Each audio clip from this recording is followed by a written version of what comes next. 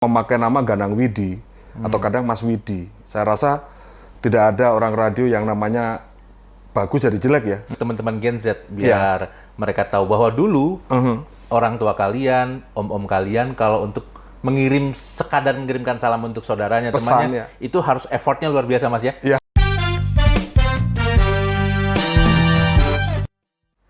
Selamat datang di podcast On Mic. Kalau mic sudah on, semua bisa dibicarakan. Kawan-kawan, hari ini kita akan berbincang dengan salah satu insan penyiaran di Jawa Barat. Pengalamannya sudah panjang, lebih dari 33 tahun bersiaran di berbagai radio di Jawa Barat. Namanya tentu sudah akrab di telinga Anda. Beliau pernah bersiaran di Radio Ganesha, pernah juga menyapa keluarga Lita, dan hari ini beliau di Persatuan Radio Siaran Swasta Nasional Jawa Barat atau PRSSNI Jawa Barat. Beliau memimpin sebuah program berita yang disiarkan secara serentak di 100 radio anggota PRSSNI Jawa Barat. Namanya adalah Jabar Now. Siapa lagi kalau bukan Ganang Parto. Terima kasih Mas Ganang sudah hadir dalam On Mic edisi perdana kali ini. Ya. Mas, kalau saya baca di riwayat hidup Mas Ganang ini kan namanya Ganang Widianto, betul ya? Iya, betul. Partonya dari mana itu kok jadi Ganang Parto? Ya, terima kasih undangannya datang ke On Mic. Asa aneh, saya biasa mewawancarai, kemudian hari ini saya diwawancara. Jadi balainya pesakitan di pengadilan ditanya oleh hakim gitu. Saya terlahir dengan nama pendek sebenarnya, Widianto. Pada 11 Januari 1974. Di sebuah desa kecil di selatan Kediri namanya Desa Kandat. Ditolong oleh bidan desa di sebuah rumah kuno yang pakai pendopo begitu di rumah kakek nenek saya. Lalu karena satu dan lain hal, sebelum 40 hari saya menderita sebuah penyakit yang harus dilarikan ke rumah sakit. Kebetulan di catatan lahir saya itu namanya adalah memang Widianto, yang diberikan oleh bidan desa kepada aparat desa tentunya. Belum menjadi akte. Lalu sepulang dari rumah sakit dirawat hampir 2 minggu itu, ada tanda sembuh. Kemudian kakek saya menyarankan kepada orang tua saya agar ditambahi nama atau ganti nama. Ini kebiasaan lama di suku Jawa. Jawa gitu ya. Biasanya kalau ada sakit, menemui sebuah bencana atau musibah, diganti atau ditambah. Lalu ditambahilah nama Ganang. Sehingga nama saya di akte itu tertulis nama Ganang Widianto.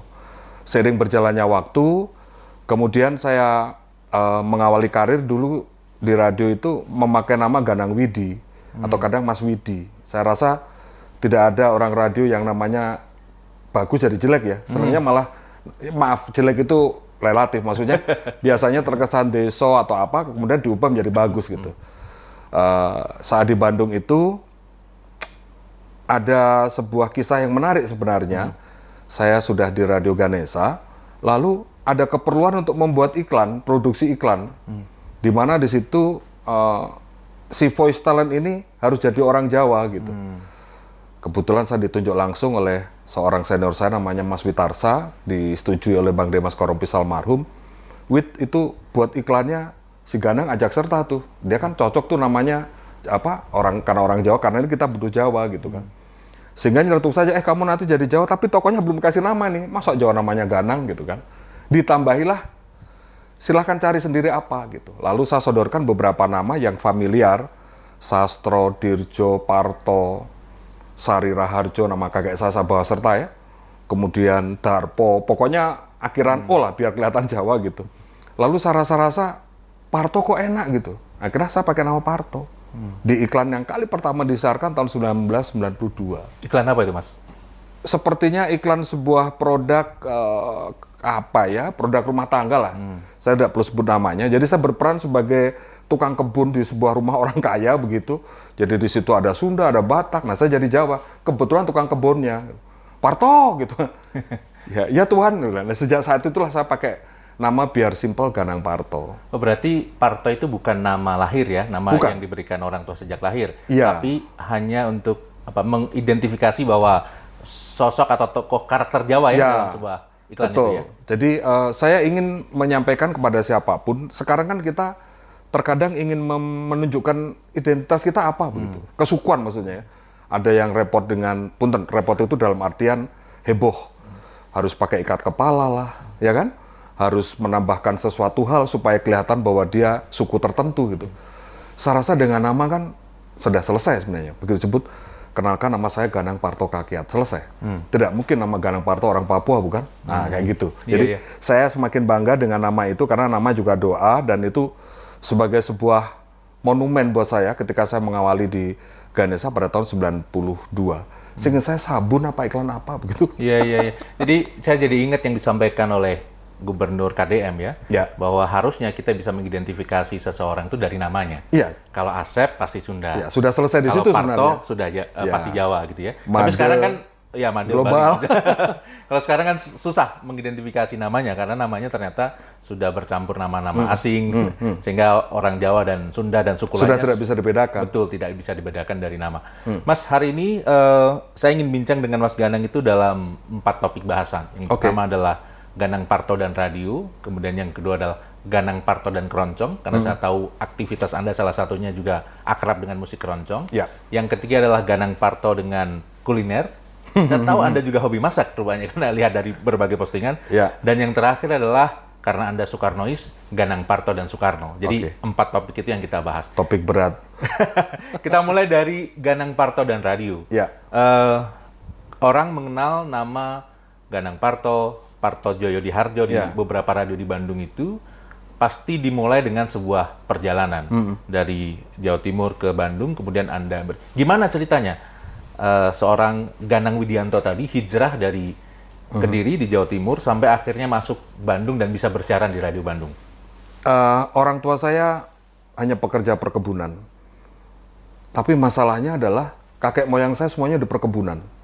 Jadi dari bapak dan ibu, dua-duanya perkebunan, disebut dengan perkebunan tebu, nanti untuk diproduksi sebagai gula di lereng Gunung Kelut ya, di kaki Gunung Kelut, di Kediri, Jawa Timur.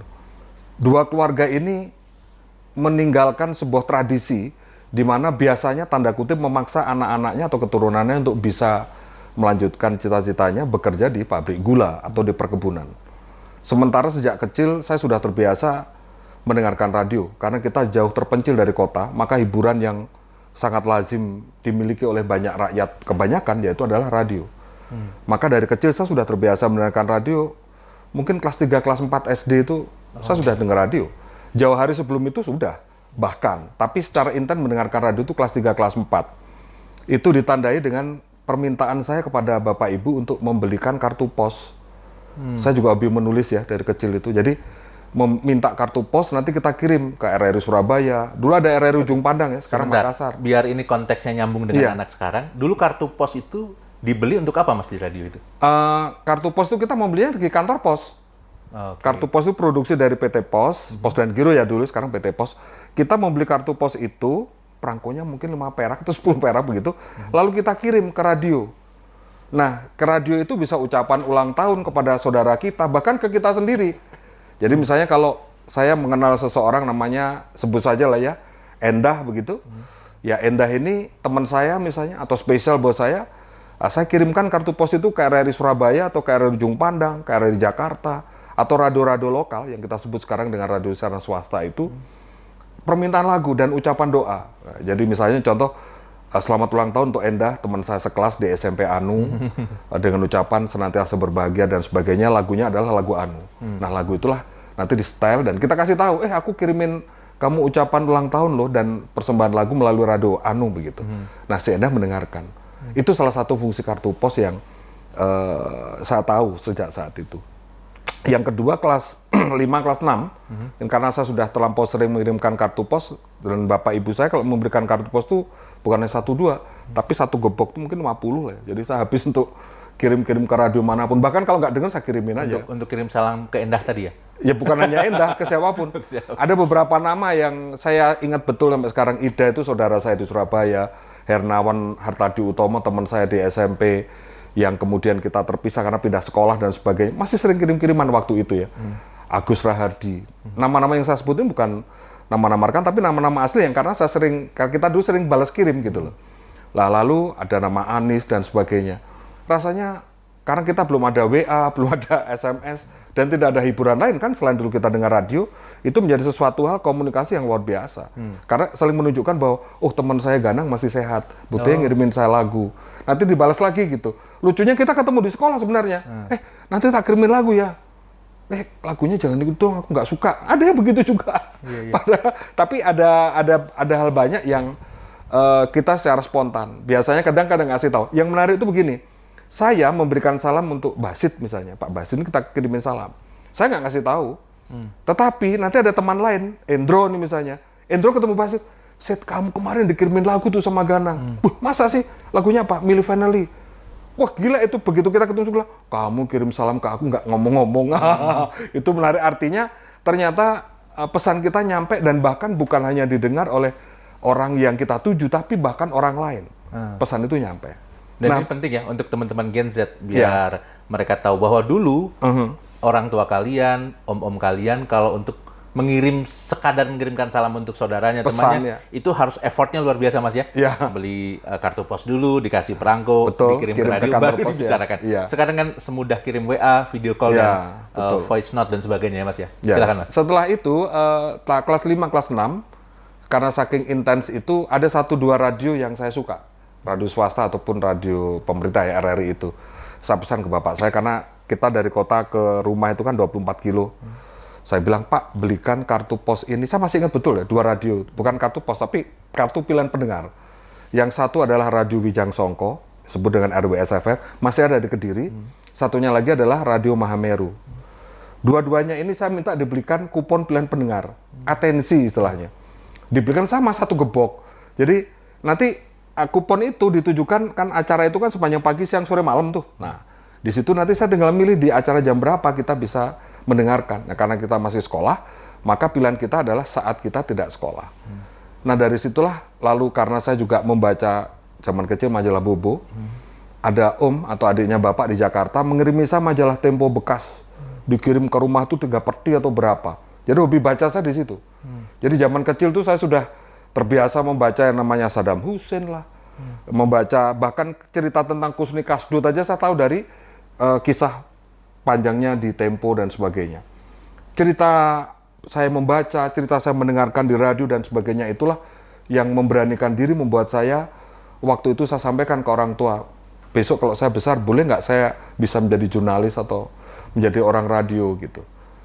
Tantangan pertama dari bapak saya, karena dia langsung bilang, oh nggak bisa. Kamu sebaiknya suatu saat bisa melanjutkan pekerjaan bapak di perkebunan. Ada pendidikan khususnya dan kamu bisa langsung bekerja di perkebunan. Sebegitu mudahnya zaman itu, karena kebanggaan ya, kakek nenek di perkebunan, bapaknya di perkebunan, anaknya di perkebunan lah. Begitu. Sampai pada akhirnya, karena saya juga hobi menulis, membuat cerpen, saya juga penulis surat gombal, penulis surat cinta. Zaman SMA itu saya laris. Karena biasa banyak baca, maka referensi kata saya kan kosakatanya banyak ya. Oh, jadi orang kalau mau nembak kekasihnya, itu referensinya dari tulisan Mas Ganang gitu ya? Bahkan nyuruh. Jadi ada beberapa teman yang memang sengaja datang ke kelas saya, atau ketemu dengan saya lalu bilang, panggilan saya waktu itu zaman SMA Kobong ya. Bong, aku buatin surat dong. Buat siapa? Buat Ajeng misalnya. Buat Ajeng yang mana? Itu anak kelas ini. Oh ya, anak ini SMA ini. Waduh, saya nggak tahu anaknya gitu. Observasi dulu.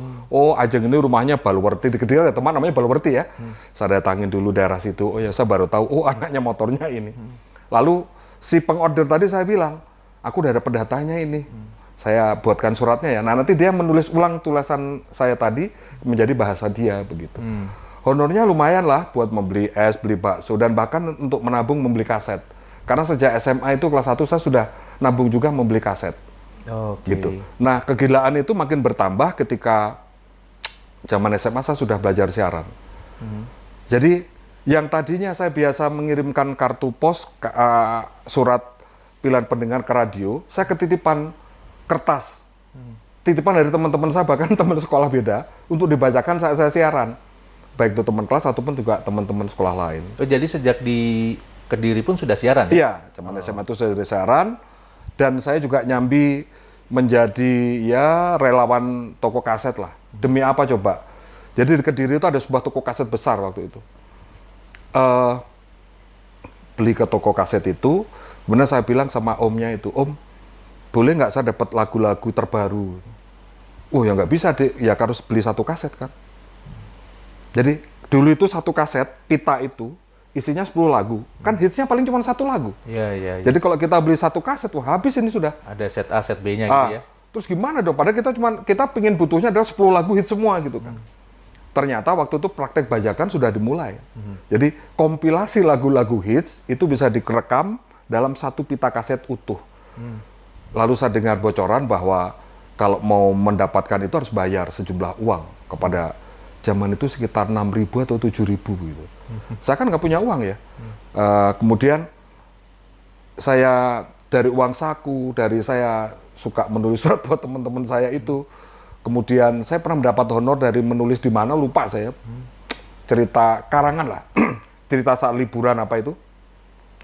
Lalu saya memilih untuk membantu menjadi pelayan toko kaset. Jadi kalau saya ada kaset di sini, ada kertas, saya sudah mempraktekkan membungkus kaset dalam bentuk cepat pakai selotip, saya mungkin bisa praktekin. Karena saking dulu saya pernah melakukan itu. Saya lakukan di setiap Jumat, Sabtu, Minggu, berbarengan dengan saat saya siaran. Untuk apa? Supaya saya memiliki lagu-lagu terbaru. Karena kalau saya bekerja di toko kaset itu membantu, kemudian nanti omnya memperkenankan saya mendengarkan lagu baru, membuat kompilasi. Bahkan belakangan omnya ngomong, kok kamu bisa membuat kompilasi lagu-lagu bagus ya? Dalam satu pita kaset begitu. Terus akhirnya ke Bandung, Mas, setelah dari perjalanan panjang itu? Tahun 91, tahun 90 lah ya.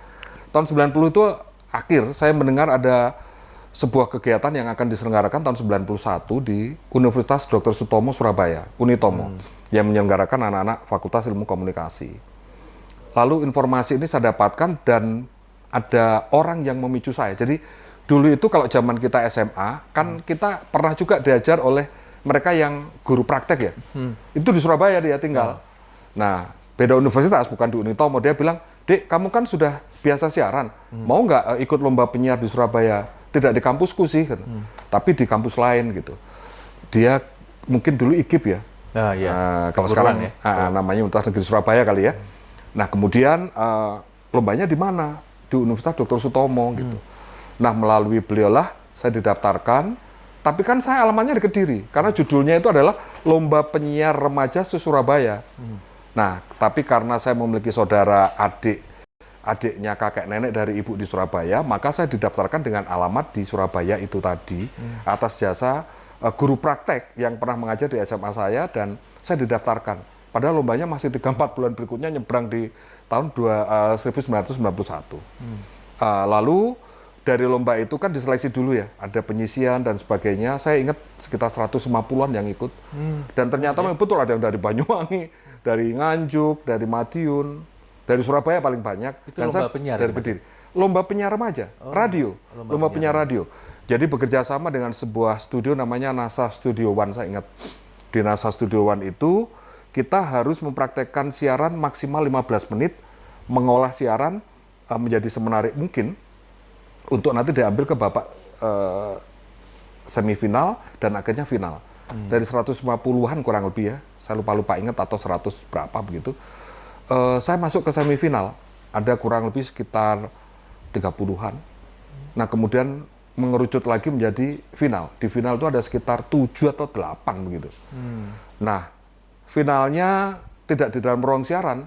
Kalau tadi di NASA Studio One itu di ruang siaran model begini, kita mempraktekkan siaran. Kemudian semifinal hampir sama. Finalnya adalah di aula, ditonton oleh banyak orang. Ditonton oleh banyak orang, tetapi di situ dibuat semirip mungkin kayak ya studio podcast, tapi layaknya radio siaran. Jadi harus mengoperatori mixer konsol sendiri, menggunakan headphone, mikrofon, dan sebagainya. Itu sudah Radio Ganesha yang menyelenggarakan? Bukan. Oh, bukan, Di Surabaya. Oh, masih Surabaya? Masih di Surabaya, tahun 91. Saya masih SMA ya. Lalu ikut lomba itu, dari 7 atau 8 finalis itu, saya menjadi juara 3. Juara pertamanya siaran di radio terkenal di Surabaya, juara 2-nya penyiar terkenal di Surabaya juga, Susana Group kalau nggak salah, dan juaranya 3 adalah saya anak SMA yang baru kelas 2 mau naik kelas 3. Oh, masih SMA ya? Bersaing dengan saya masih ingat penyiar-penyiar profesional. Iya, 3 lagu yang saya menjadi lagu siaran saya, informasi dan musik waktu itu. Seingat saya ya, ini ada lagunya Mbak Tri Utami, kemudian lagunya Phil Collins, kemudian ada satu lagu lagi, lagu beat lah apa begitu, saya lupa ingat. Tapi 2 lagu itu saya ingat betul gitu. Menjadi pengiring saat saya siaran. Ada informasi yang saya kemas dan sebagainya. Lalu hadiah dari lomba itu adalah beasiswa kuliah di Unitomo. Kemudian saya sampaikan ke orang tua, mereka malah mendukung sebenarnya, tetapi ya terserah di Unitomo-nya silahkan, kan nggak jauh ya. Tapi lama-kelamaan nggak juga boleh gitu, karena rencana semula ya lebih baik kamu di perkebunan kan begitu ya. Tapi saya nekat dan akhirnya restu dari ibu yang saya dapatkan. Saya berangkat ke Bandung karena tahun 91 itu setelah menjadi juara itu saya sudah datang ke Bandung. Di Bandung ini ada yang menarik. Oh ya, saya lupa.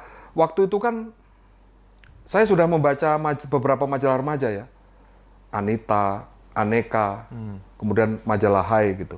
Di majalah Aneka itu ada iklan yang menyebutkan bahwa di Radio Ganesha diselenggarakan semacam kursus atau diklat calon penyiar. Itu sejak tahun 90-an, akhir. Saya datang ke Bandung tahun 91, tapi saya kan belum selesai sekolah.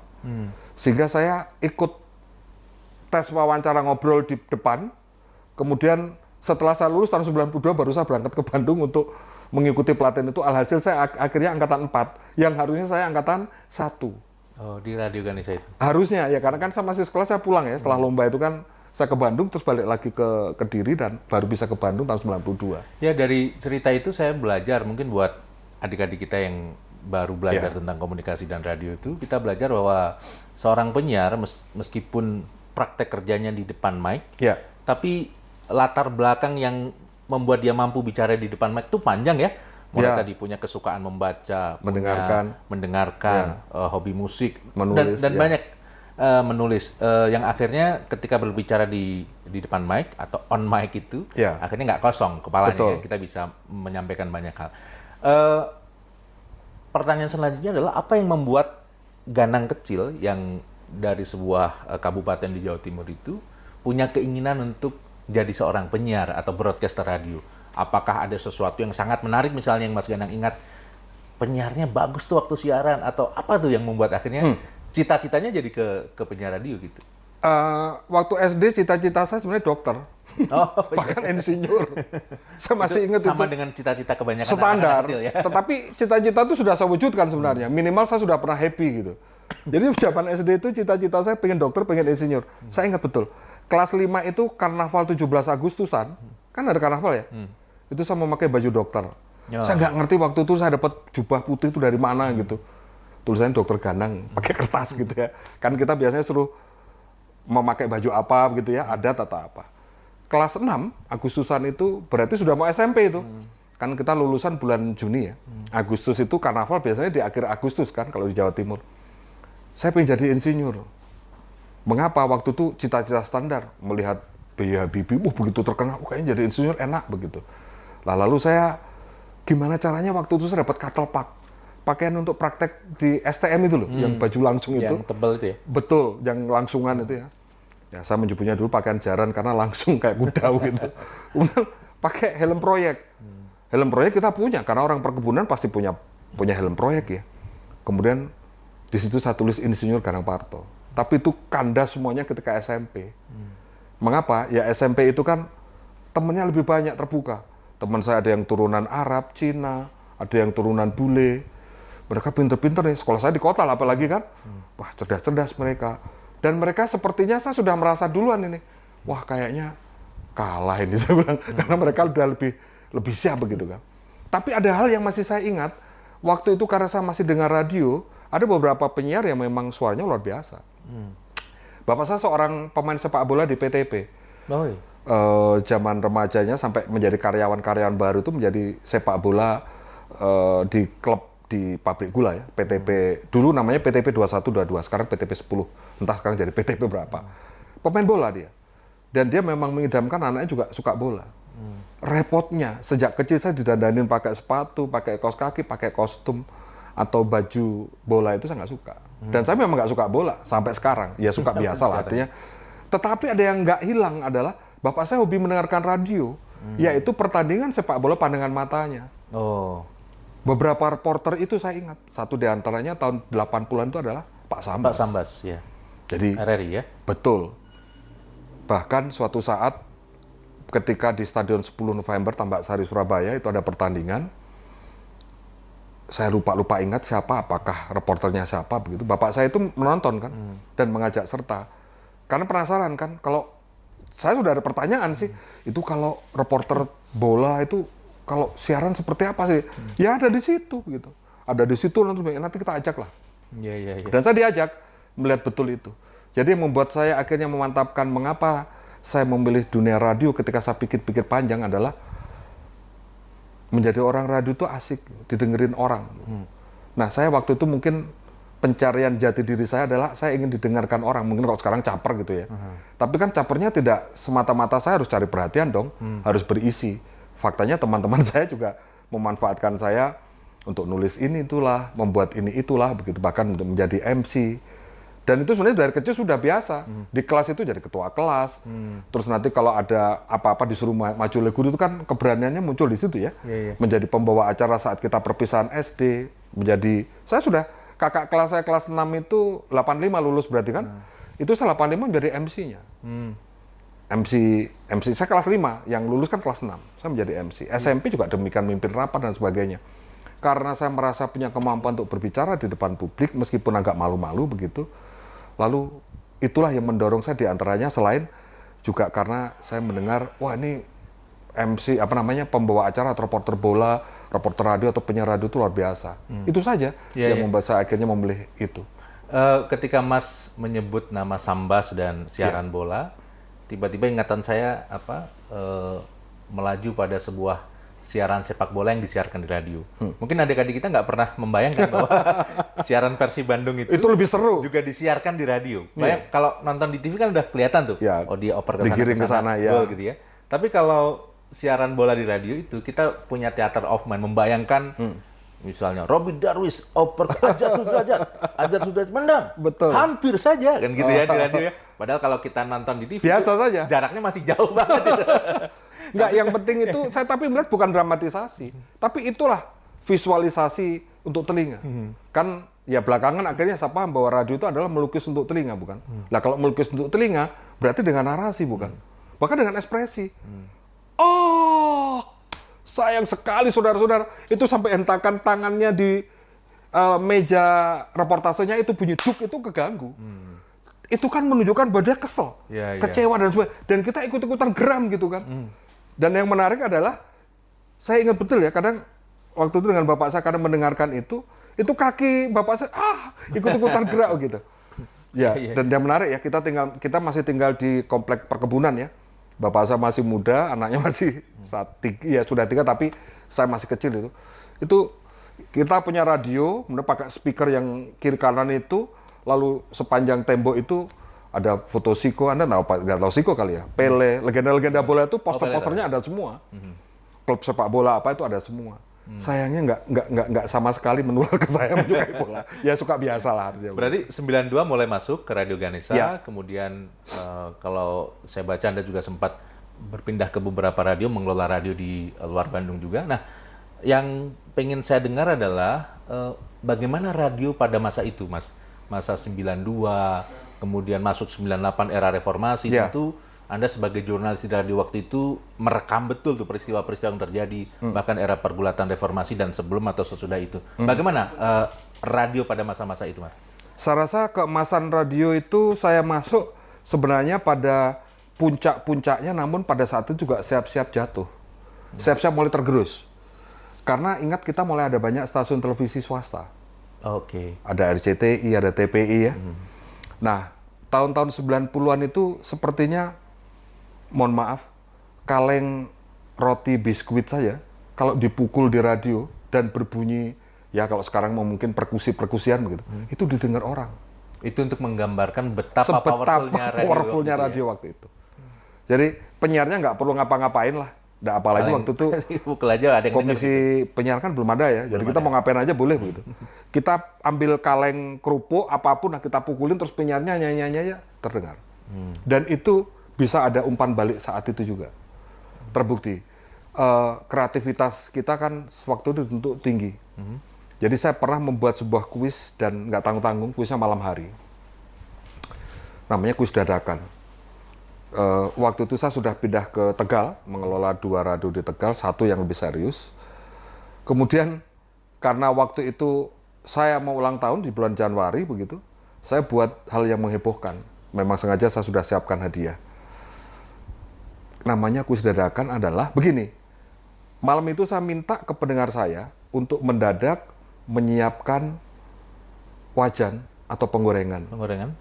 Untuk dibawa mendekat dengan telepon dan siapa yang paling cepat kemudian dibunyikan dan nanti nyanyi dengan alat itu. Oke. Itu yang telepon banyak sekali, antri. Pada saat yang Karena hadiahnya gede atau apa? enggak juga, karena kan interaksi dengan pendengarnya terjadi. Mereka kan senang. Jadi ada satu kebanggaan pendengar itu apabila disapa atau diorangkan begitu. Diperhatiin itu senang. Jadi saya masih ingat ya, namanya Irma atau Novi yang dari Pagongan. Pagongan itu sebuah tempat di Tegal ya, kabupaten. Itu membawa wajan, dia pukulin dan dia nyanyi. Nah setelah setengah jam berikutnya, setelah kita terpingkal-pingkal dan sebagainya itu saya alihkan lagi yang lain. Gitu kan. Saya minta dalam waktu 1 jam, dari saya ngomong, setengah 12 malam ya, setengah 11 itu. Kalau bisa nyampe ke studio, dan 1 orang, kalau ada 2 orang nanti hadiahnya dibagi 2. Kalau ada 3 dibagi 3. Yaitu malam itu saya minta orang datang ke studio mengantarkan kue tar. Setengah 11 malam. Apa yang terjadi? 5 orang datang ke studio. Sekarang kurang bukti apa lagi bahwa radio bisa menggerakkan orang waktu itu. Itu tahun 90-an. Dan terjadi. Saya masih menyimpan 1-2 surat, selembar 2 lembar kartu pos permintaan lagu. Masih saya simpan.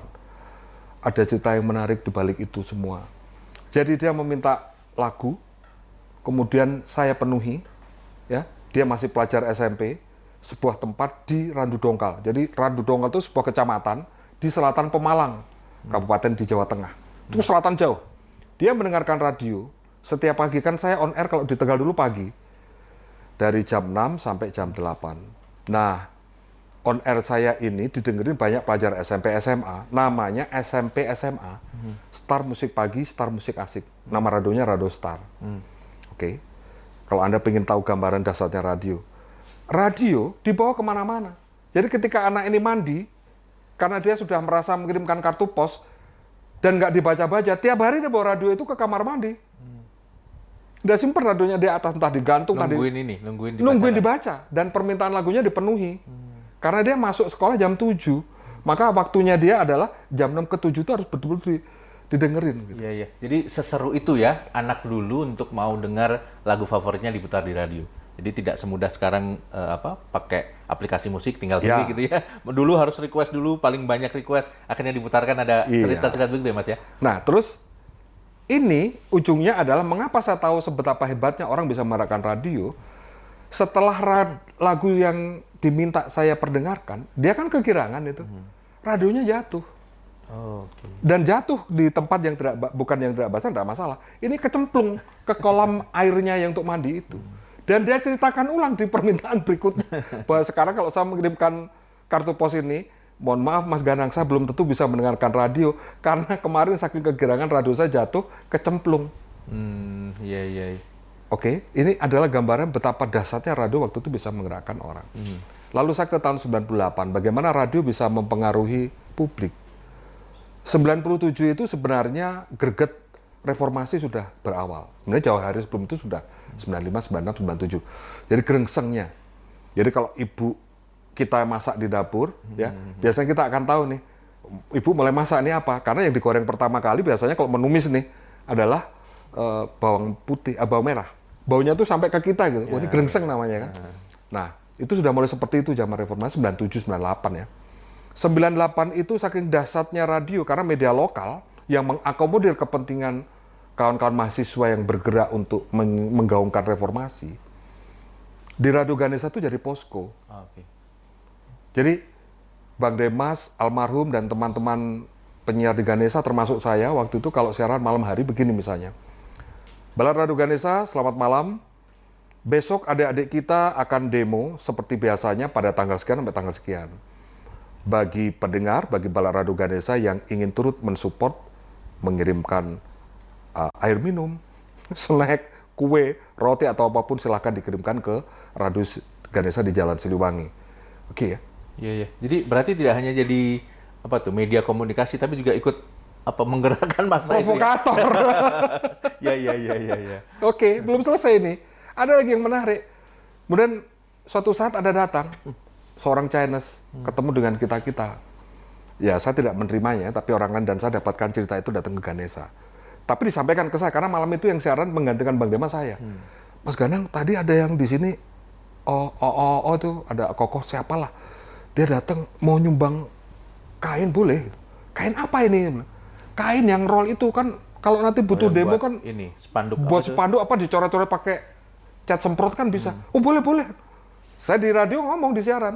Oh ya terima kasih untuk koh siapa begitu. Saya lupa ya namanya. Katanya mau menyumbang kain gulungan.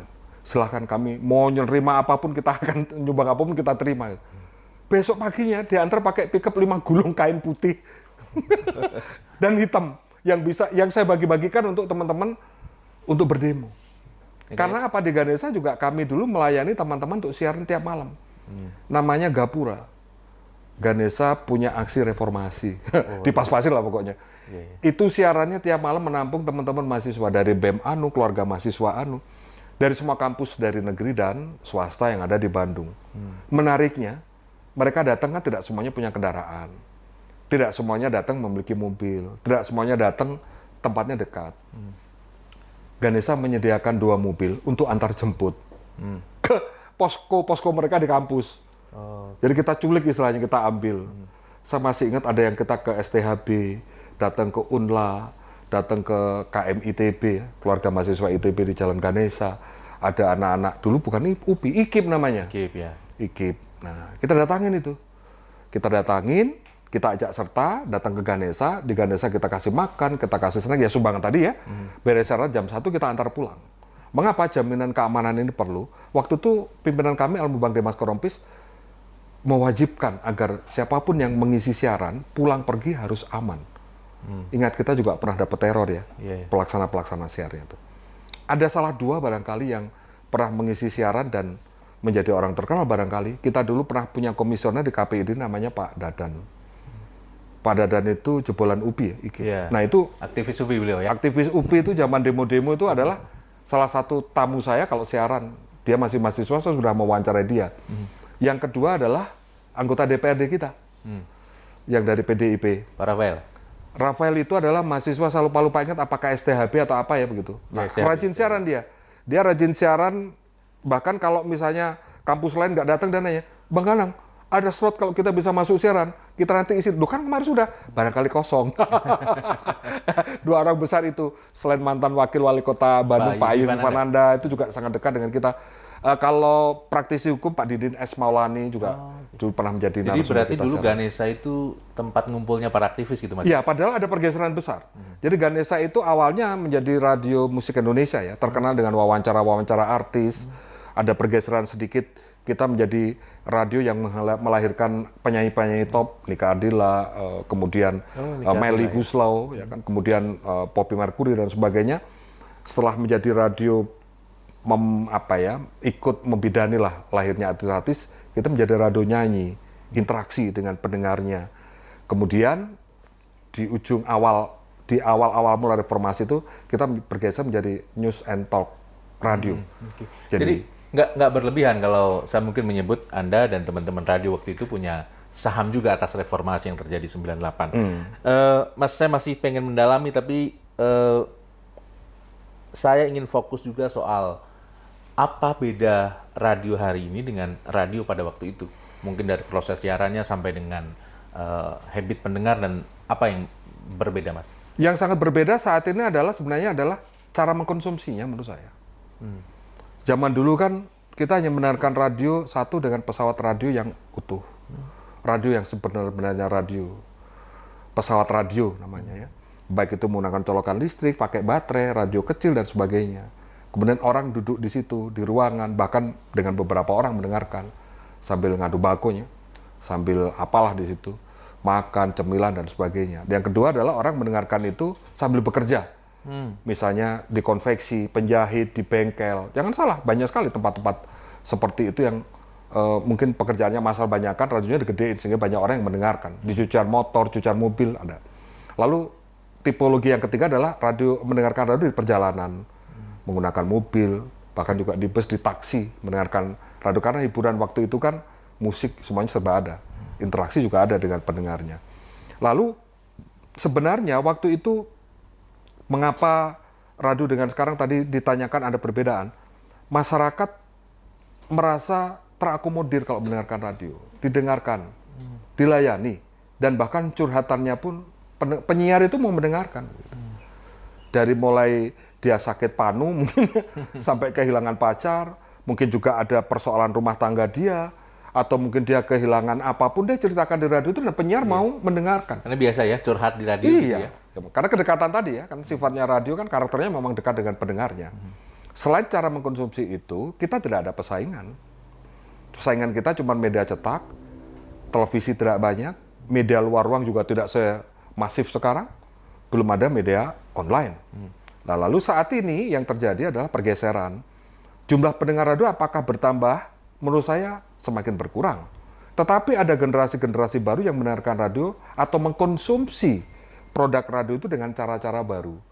Bisa jadi yang tadinya nagen, duduk, mendengarkan radio lama di kamar dia bisa bermenung 1-2 jam, 3 jam begitu.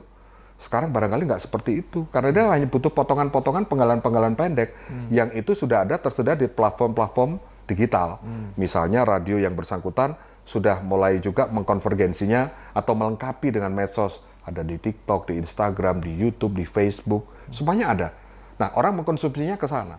Lalu perilakunya, sepertinya radio tidak seperti dulu. Mengapa? Ya karena orang-orang ini atau pendengar-pendengar baru atau siapapun yang saat ini masih mengkonsumsi radio merasa bahwa tidak hanya radio yang menjadi tempat dia curhat, mendapatkan informasi, bahkan mendapatkan solusi, tapi banyak juga media-media lain yang menawarkan itu. Sehingga ya pastilah akhirnya kita sekarang ada perbedaan yang sangat signifikan antara dulu dan sekarang. Dari SDM-nya. SDM radio dulu dituntut untuk one man show itu sangat mungkin terjadi. Dan menyiapkan segala sesuatunya itu sebegitu dahsyat untuk menyajikan sebuah siaran hebat. Saya masih ingat tahun 92 itu kami pagi-pagi di Ganesha 92, 93, 94 itu menyajikan yang namanya Buletin Pagi. Itu informasi ringan, tapi penting, tapi menarik begitu. Yang bisa dibacakan oleh 3, 4, 5 penyiar dirangkum jadi 30 menit dengan lagu. Anda tahu untuk menyiapkan satu produksi itu 1-2 minggu sebelumnya saya nyiapin skrip. Oh. Anda tahu nggak skrip pertama saya di Buletin Siang itu? Anda bisa cek di Google sekarang. Ada sebuah desa tertinggi di Indonesia namanya Ilaga di Papua. Saya masih ingat nih. Saya membuat skrip adalah desa tertinggi di Indonesia namanya adalah Ilaga di Papua. Jadi informasinya seperti itu. Menarik, apa ya kira-kira orang pengen tahu, oh ada ya desa tertinggi gitu. Ada desa terendah, ada desa terdingin dan sebagainya. Nah, saya mendapatkan Ilaga itu adalah dari sebuah clipping. Dan juga sebuah bundel majalah-majalah yang memang dulu Ganesha itu perpustakaannya sangat lengkap. Jadi bendel-bendel majalah 10-20 tahun yang lalu, tahun 60-an, majalah Vista, majalah Aktual, musiknya zaman remaja waktu, lengkap. Nah, kita tiap hari, penyiar-penyiar itu kalau mau on air, mau siaran, itu dituntut untuk membuka itu. Oh, baca majalah dulu dan sebagainya. Mencari bahan. Mencari bahan dan membaca majalah itu untuk diambil bahannya nanti untuk menjadi bahan siaran. Jadi, dan tidak diputar, dan nggak ada HP kan. Kita buka majalahnya, kita tulis atau kita langsung ketik. Satu seneng tuh. Nah, di tempat yang sudah kita ambil tadi, itu ada kartu kecilnya di situ, kertas kecil yang harus ditulis. Jadi di situ yang saya baca tentang Desa Ilaga itu sudah 4 orang senior saya membacakan. Tahun 78, 70, saya baca ulang. Nah, di situ ada namanya itu Ganang Tarto. Tanggal berapa saya siaran, saya cantumkan. Jadi nanti orang tahu bahwa ini sudah dibaca 5 kali. Dibuat skrip untuk jadi bahan, gitu. Diolah menjadi skrip. Nah, teman-teman, Sobat Penyiaran Jawa Barat, ini mendalami soal radio dengan Mas Ganang tentu menarik sekali. Dan satu hal sebelum saya beralih ke topik yang lain adalah bahwa beliau ini adalah kolektor radio transistor. Berapa jumlah terakhir sampai hari ini, Mas? Sekarang mungkin sudah 800 81 kali ya. 100, hampir 1000 Hari ini tadi yang saya dipunya di rumah ya. saya transaksi satu radio. Ya radio bekas lah, harganya 315.000 dengan orang dago malah jual online. Kapan-kapan di edisi khusus kayaknya menarik untuk bahas khusus tentang koleksi radio beliau. Kita beralih ke hal yang kedua. Mungkin topik kedua, 3 dan 4 tidak sepanjang tadi karena itu podcast ini digelar oleh KPID, maka unsur penyiarannya pasti jauh lebih tebal tadi. Nah, yang kedua adalah Ganang Parto dan Keroncong. Kenapa Keroncong? Kok tidak musik yang lain misalnya? Jazz, dangdut, kan banyak pilihan. Kenapa Anda memilih akhirnya berkegiatan bersama dengan teman-teman komunitas Keroncong? Dan saya tahu kiprah Anda di situ juga luar biasa. Kenapa Keroncong, Mas? Awal mulanya kan itu kecelakaan gitu. Jadi saya berkarir di PRSSNI Jawa Barat. Ketua kami almarhum Pak Haji Sujai, itu kan beliau adalah owner dari Radio Lita FM, Lita Sari. Beliau bermaksud bilang begini, Anda jangan hanya ngurusi PRSNI, membuat berita, liputan ini, tugas kantoran dan sebagainya. Anda karena orang radio, Anda harus siaran lah. Gitu ceritanya. Oke, nyambil saya siaran toh. Tetapi sebelum nyambil siaran itu, kembali lagi siaran sebenarnya. Tapi saya ditanyain, kamu siarannya apa kan begitu? Nah, saya ingat sejak di Ganesha, dari dulu saya mengemari lagu-lagu lama. Karena kekuatan skrip ya. Kita mencari skrip itu, saya paling senang ngumpulin bahan dulu baru kita siaran gitu. Jadi kalau siaran harus berisi. Oke. Nah, ternyata Pak Isujai melalui jajaran manajemen menyampaikan ini ada Ganang yang mau menerima tawaran untuk siaran di Lita FM. Tapi dia minta siaran nostalgia. Ternyata penuh. Ada almarhum Bu Imas, ada Bang Doni, ada Mbak Medi ya, yang siaran di situ. Kadang Pak Iskandar begitu. Penuh. Lalu bilang, itu siaran musik nostalgia nggak ada, udah penuh. Gitu. Ada juga Keroncong. Karena yang siaran kurang tepat menurut mereka. Keroncong, Pak. Ya kan Anda Jawa, gitu yang pertama disampaikan. Anda Jawa kan, orang Jawa suka keroncong biasanya.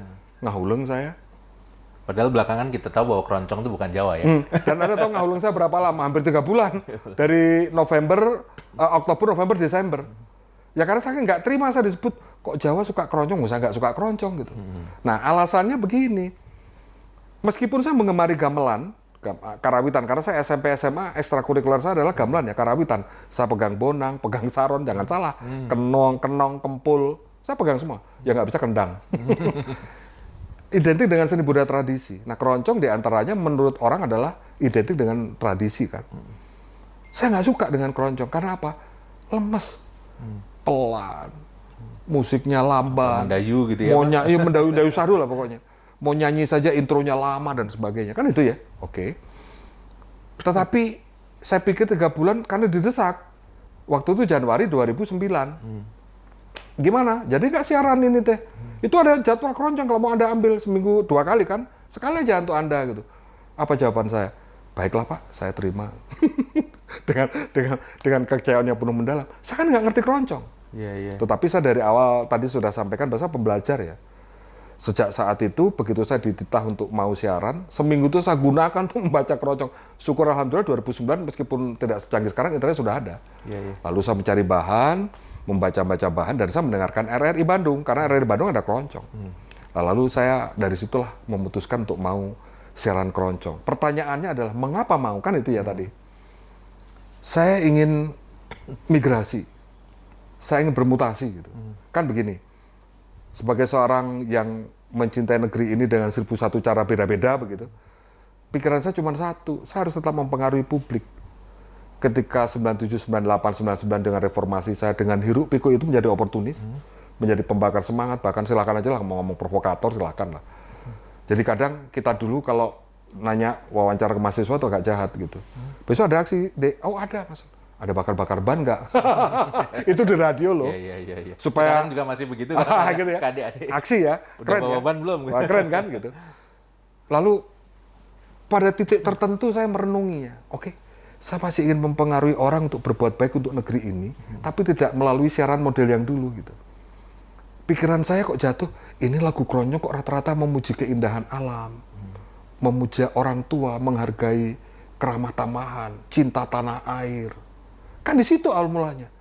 Lalu saya putuskan, bismillah, ini sepertinya adalah ikhtiar saya berikutnya untuk mencintai negeri ini atau mempengaruhi publik, mengajarkan mereka nasionalisme, cinta tanah air, peradaban dan sebagainya itu sepertinya melalui keroncong. Wabil khusus adalah untuk anak muda. Oke, jadi sejak itu Ganang Parto yang semula adalah jurnalis radio, Kontok. liputannya politik, liputan Keras lah musik, di ya, lapangan dari itu ya keras ya, akhirnya beralih jadi jurnalis keroncong gitu ya. Iya. Tapi Anda mewarnai bahwa keroncong tidak sekadar pertunjukan musik, tapi juga ada sesi wawancara, termasuk yang menarik buat saya adalah Anda membina anak-anak muda untuk main keroncong gitu ya? Ya. Ada berapa komunitas yang sekarang sudah terbentuk, Mas? Ya kalau dibilang dari awal sampai sekarang barangkali dari 2011-an itu silih berganti ya, muncul dan sebagainya. Mungkin kalau 50-an ada. Tetapi kan yang tersisa karena mereka terikat kuliah ya, jadi akan berbeda. Yang menarik adalah awal terjun ke keroncong itu saya tidak menemukan anak muda. Udah klimaks itu, hampir frustasi saya. Kan niatnya tadi mempengaruhi anak muda. Kok nggak ada anak muda? Karena orang-orang tua atau anak-anak yang pernah muda semua. Puluhan tahun lalu saya datang ke RRI, datang ke teman-teman komunitasnya, sepuh semua. Kolot. Main keroncong, ada yang sampai mimisan diganjel sama daun sirih, ada yang pakai alat bantu dengar dan sebagainya. Nah, sehingga akhirnya waktu itu bagaimana caranya saya bisa menggerakkan anak muda. Ada beberapa anak muda yang bermain keroncong, ketemu dengan seseorang yang juga membina anak-anak muda, tapi puncak-puncak saya untuk masuk itu adalah ketika saya mengetahui di Universitas Pendidikan Indonesia, di UPI, ada anak-anak muda atau mahasiswa yang seni musik, yang mau belajar keroncong, ya sudahlah.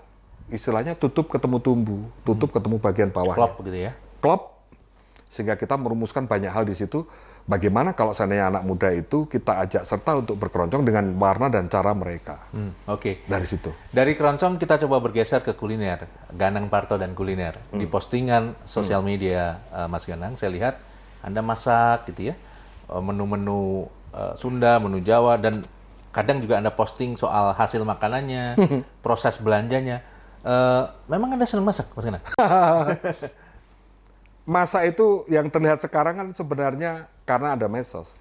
Tadi Anda ingat bahwa karena saya jauh dari mana-mana di desa, sekolah saya SMP itu kan masuk siang. Saya itu menjadi korban, bukan korban ya, ibu saya suka nyuruh saya gitu. Belanja, karena adik saya dua-duanya masuk pagi. Jadi waktu itu ibu saya bilang, "Le, ibu mau masak ini tolong bantuin potongin kacang panjangnya ya," motongin. Saya lihat, oh masak itu begini. Sampai masak yang berat pun soto, oh seperti ini saya tahu semua karena membantu setahun 2 tahun itu. Dari situ saya hobi memasak. Tapi tahukah bahwa mengapa saya memposting banyak masakan saya melalui Instagram dan Facebook? Ini mau jawaban jujur atau mau jawaban dari jujur? Bebas. Jujurnya gimana jujurnya? Kalau jawaban nggak jujurnya, ya biar orang tahu lah bahwa saya suka masak. Itu jawaban nggak jujurnya. Iya, oh nggak jujur. Jujurnya? Pengalihan isu. Dari? Saya sebenarnya dalam beberapa tahun terakhir ini sering mendapat ancaman terkait postingan saya, baik itu kata-kata, baik itu narasi, dan bahkan saya menarasikan kata-kata kritis saya menggunakan bahasa kaos dan sebagainya. Sering, misalnya tahu-tahu Facebook saya di take down, Instagram saya di take down, bahkan saya juga pernah mendapatkan ancaman, teman saya ngingetin, kamu tuh dibidik, jadi tolong hati-hati. Ini soal apa sih gitu, misalnya. Dan bahkan kaos saya 2 kaos terakhir itu belum jadi saya pakai, karena sepertinya kok takutnya nanti. Nah, daripada saya tidak ada postingan, saya mengalihkan cara saya untuk mengekspresikan diri itu adalah dengan memasak, kemudian saya posting. Tetapi itu pun masih tetap saya curi-curi dengan narasi-narasi yang misalnya, mohon maaf, rakyat jelata hanya bisa masak daun singkong. Anda tahu daun singkong kan? Daun sampo. Nah, ini adalah makanan rakyat jelata hari ini. Misalnya seperti itu. Iya. Jadi saya tahu berarti ya, karena beberapa postingan Mas Ganang tuh kritis, tajam gitu ya. Ya, Sekarang tapi dengan cara saya ya. dengan cara Mas Ganang. Meskipun sekarang kuliner, tetap tajam juga ya. Dengan cara menyampaikan kritik atau ya koreksi sosial dari postingan-postingan. Nah, termasuk diantaranya misalnya begini. Yang menarik adalah, awal mulanya kan saya hanya meliput makanan di luar. Jadi karena saya hobi makan ini, hobi kuliner kan, kesana kemari, mau ke Padang, mau kemanapun gitu kan. Ke Pasaman Barat, sampai ke Sumba, kemarin kan saya mencicipi makanan-makanan itu. Biasanya saya kan tetap, karena kemana-mana suka kamera dan sebagainya, bahkan jauh hari sebelum ada HP ya, saya dokumentasikan. Nah, saya bercerita tentang itu, dan biasanya saya nanya, karena saya reporter kan, ngobrol lah, nanya dan sebagainya. Nah, belakangan karena saya merasa ilmu memasak saya terus saya asah, memasak yang tadinya hanya hobi tadi malah diorder orang. Oh, artinya sekarang Anda memasak tidak hanya untuk diri sendiri dan keluarga ya, tapi juga sudah dinikmati oleh orang lain gitu. Iya, tapi kita boleh kata tidak sengaja gitu. Jadi misalnya kadang ditanyain, Mas mau masak apa hari ini? Kayaknya woku belanga Manado deh. Mas boleh Mas boleh pesen 5 untuk saya sama suami. Terus nanti dia ngasih tahu ke teman-temannya lagi gitu. Jadi sekarang cuman kadang suka ada anehnya. Jadi kalau ada yang nanya, Mas masak apa hari ini? Oh nggak masak saya. Jadi gimana saya begitu. Padahal kalau mau datang kuning, oke. Hari ini sudah ada lebih dari 10 menu yang saya siapkan. Mulai dari masakan Manado, Minang, sampai masakan Jawa, dan sebagainya. Tinggal dibuatin restorannya ini berarti ya? Tapi semuanya tergantung dengan mood. Oh, itu Jadi ya. kalau saya lagi mood pengen masak apa, saya posting dulu. Besok saya mau masak ini. Nah nanti teman-teman saya, pertemanan dan jejaring itu bergerak bahwa, oh ini si Mas akan memasak ini. Iya, iya. Terakhir kemarin kita menyiapkan 40 pack ayam garang asem ayam, Oke. masakan Jawa Tengah. Sebelumnya adalah 42 pack ayam woku belanga Oh. Manado. Jadi Dan bayar cash. Dan saya tetap aja dalam bentuk sindiran. Misalnya hidup terus berjalan. Ketika ekonomi susah untuk dijalankan dengan baik, maka baik-baiklah Anda menyusun ekonomi Anda. Seperti di antara adalah memasak. Seperti itu aja misalnya. Jadi kayaknya udah kebayang ya konsepnya gitu ya, rumah makan, terus di dinding kanan kiri ada quotes-quotes tadi ya yang Mas sampaikan, ada ornamen-ornamen radionya ya, Ya. kan yang sudah dikoleksi kan? Iya. Ini berarti tinggal nunggu jalannya saja ya. Tetapi yang paling penting dari semuanya mengapa saya ekspresi masak dan sebagainya adalah untuk melatih speak up saya. Karena kan sekarang saya tidak siaran secara langsung. Oh, Tidak di radio tertentu. Maka saya menggunakan kesempatan saya untuk berbicara itu ya melalui masakan. Misalnya contoh, pagi hari ini saya telah menyiapkan potongan bawang putih, bawang merah, lengkuas, jahe, serai, daun jeruk, dan sebagainya. Nah, sementara yang sudah saya potong ini adalah ayam filet bagian dada. Ini nanti akan saya masak seperti ini, seperti ini, seperti ini. Dan saya melakukan itu semuanya tetap seperti layaknya kalau saya siaran. Jadi menggunakan diafragma, dengan mengatur volume dengan baik dan sebagainya. Jadi tidak salah-salah. Storytelling tentang kuliner ya. Ya. Dan percayalah kalau orang radio yang sudah storytelling, pasti oke. Karena sudah biasa bercerita tentang Ya. sesuatu. Mas Ganang, kita beralih ke bahasan terakhir adalah Ganang Parto dan Soekarno. Secara tampilan, saya sering lihat Anda pakai peci. Itu songkok yang khas sekali digunakan oleh Bung Karno ketika melakukan aksi diplomasi ke berbagai negara, termasuk di Indonesia. Terus saya juga tahu Mas Ganang pernah juga memproduksi sebuah film dokumenter tentang Soekarno. Judulnya Soekarno The Founding Father. Ya. Itu sekitar tahun 2005-2006 ya, di Blitar di Jawa Timur. Kenapa Anda mengagumi Bung Karno? Apakah Anda juga punya cerita khusus tentang buku-buku yang Anda baca tentang Soekarno, Mas? SMA itu saya mengikuti program yang namanya LDK. Latihan Dasar Kepemimpinan. Dijaring untuk menjadi pengurus OSIS ya. Dan saya termasuk salah satu calon ketua OSISnya waktu itu setelah ikut ke LDK. Saya didesak, dipres, disidang oleh kakak alumni saya, kakak angkatan bukan alumni, dan termasuk alumni. Karena di situ saya mencantumkan 3 tokoh idola saya, tapi sebenarnya dua yang saya tulis, dan satu itu saya tambahi karena saya punya argumen.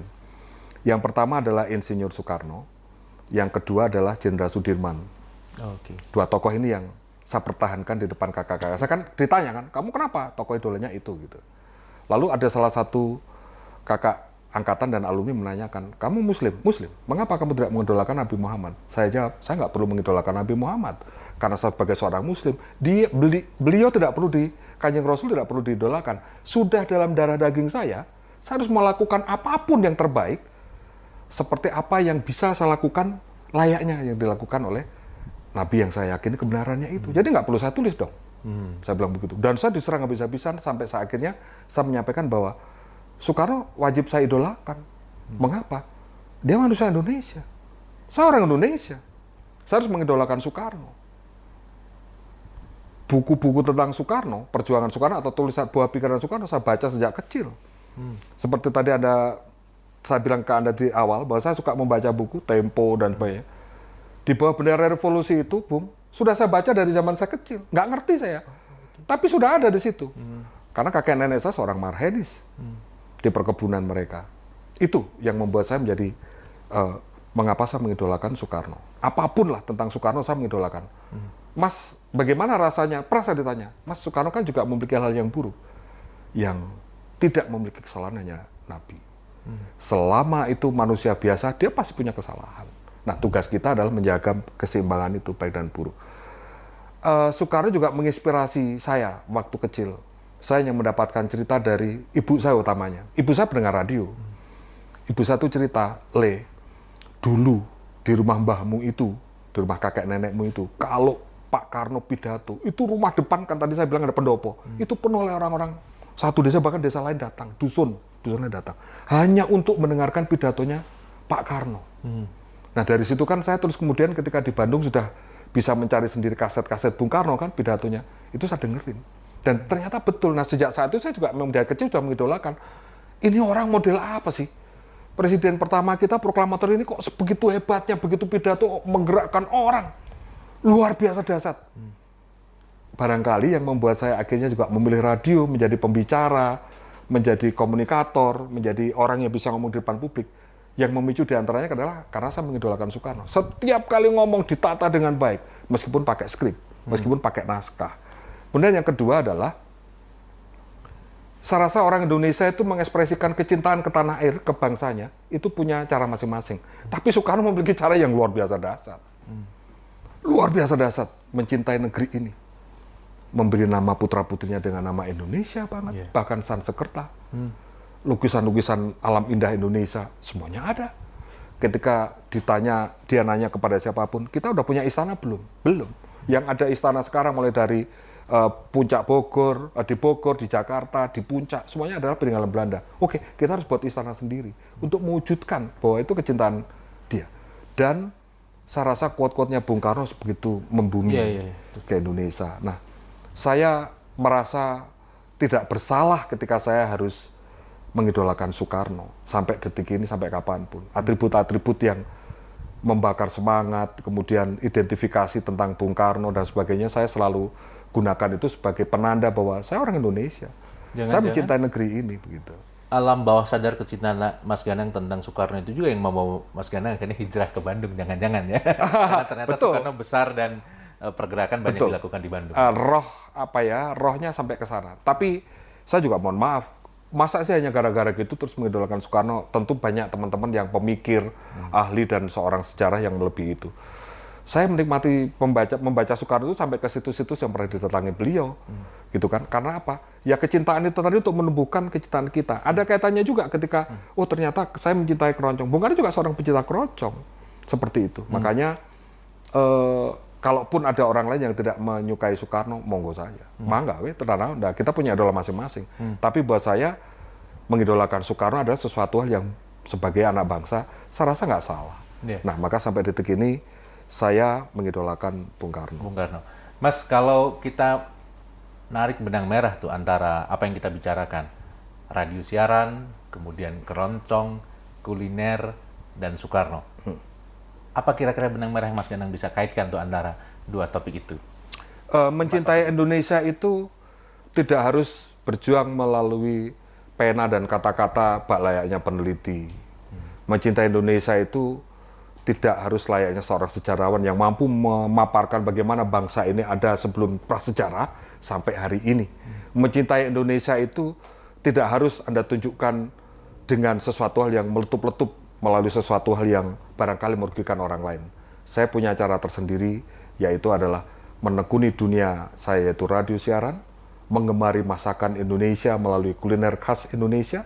Saya menggemari keroncong yang khas Indonesia. Ingat, keroncong itu bukan dari luar, keroncong itu tumbuh berkembang di Indonesia. Dan saya tetap sampai detik ini nggak agar hayat saya mengemari dan mengidolakan Soekarno, karena adalah pemimpin yang sangat besar. Garis semuanya tadi itu adalah cinta tanah air. Cinta tanah air. Wujudkan nasionalismemu dengan sesuatu hal yang ada di tanah airmu. Nggak akan habis sampai kamu mati, itu menurut saya. Baik, Mas, terakhir ini coba kalau saya beri dua pilihan, kalau ini Mas Ganang jawab dengan cepat, kira-kira apa pilihan Mas Ganang? Pecel atau lotek? Pecel. Bandung atau Blitar? Blitar. Teh tawar atau teh manis? Teh tawar. Radio atau TV? Radio.